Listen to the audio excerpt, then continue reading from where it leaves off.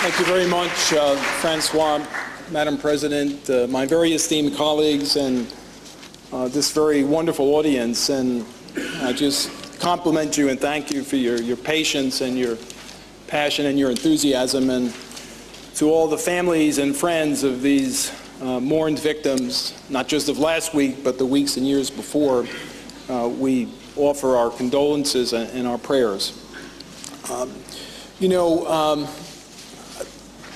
There's a lot of confusion, at least from an American point of view, as to what our priorities are and what our focuses are in this very unique springtime of freedom as we watch all across the Maghreb and the Arabian Peninsula a committed, courageous, and extraordinary outburst of freedom and sacrifice. But I think in some confusion, there's a couple of very clear messages that we can send here today. The first message is to the residents of Camp Ashraf, the people in MEK that are leading the March to Freedom. Don't give up. The regime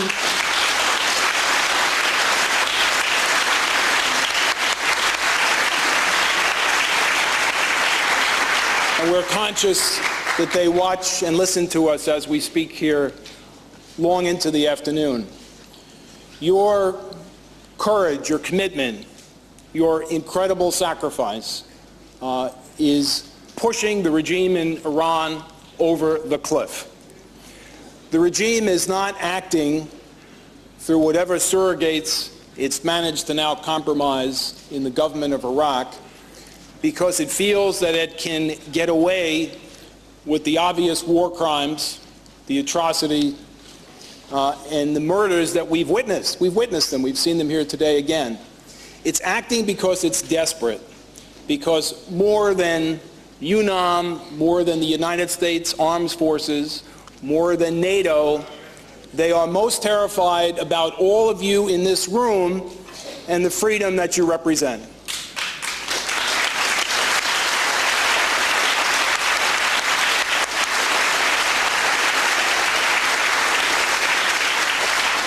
The second message is to the regime in Iran and its surrogates, some of whom we witnessed today, aiming and hunting and murderously cutting down unarmed civilians. What we say to you is that your regime is coming to an end and that you will be held responsible for the crimes, for the atrocities, and for the genocide which we are all witnessing today. And I hope that the government in Iraq, as one of my eloquent speakers earlier said, a government that's been born of the blood of hundreds of thousands of Americans, others, Iraqis, the hope is that government is not also on a quick path to becoming a corrupt regime. You know, we have photographs of the people who were committing these murders last week. And the message has to be that sooner or later, the corrupt regime will change, and its surrogates and aiders and abettors, whether they're in Iraq or in Washington, D.C., will be brought to justice. And that's the second clear message that we give tonight.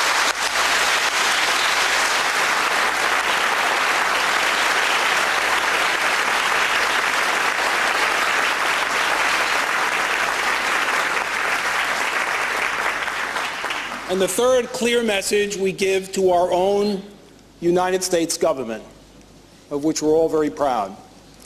And the message is that you have it wrong on the MEK, you have it wrong on Camp Ashraf, and you've got to live up to both your moral and your legal duty to protect the residents of Camp Ashraf.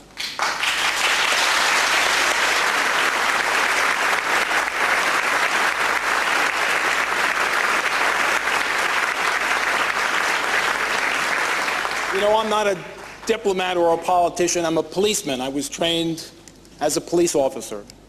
I spent years as a prosecutor and years as a judge. And I can't tell you how infuriating it is to me to watch the people shooting those weapons, aiming them, carrying police shields, trained and equipped by the United States government, committing the acts that we witnessed here today.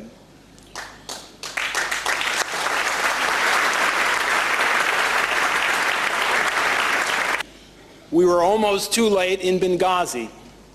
And what's the difference between Benghazi and Camp Ashraf?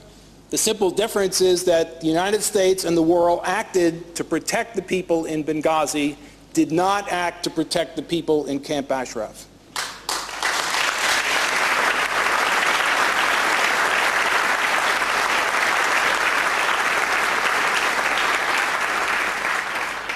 So let me be a lawyer for a few moments. There's a lot of legal law and there's a lot of criminal process and procedure that helps put into perspective some of the things that we've witnessed here today and what you are all committed to preventing. There is, first of all, the concept of conspiracy. People conspiring to commit criminal acts. There is a very powerful amount of evidence which shows that there is a conspiracy between the regime in Tehran and certain elements of the Maliki government who should be determined by an investigation, have agreed to murder and destroy the people in Camp Ashraf. That is a crime, ladies and gentlemen. It's a crime in New York City. It's a crime in the United States of America. It's a crime in The Hague and Geneva, and it was a crime in Nuremberg. Let me tell you about another legal theory. And the legal theory is called aiding and abetting, which in the United States of America and in the equivalent of most other countries is a criminal offense, a serious criminal offense. And that is allowing and facilitating crimes to take place with the intent that those crimes occur.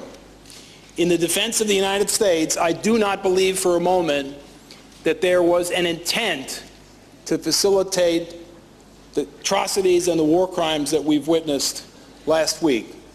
I don't think there was a criminal intent, but by the inaction of the United States for a long period of time, since 1996, if you want to date the MEK listing on the Foreign Terrorist Organization list, by that inaction,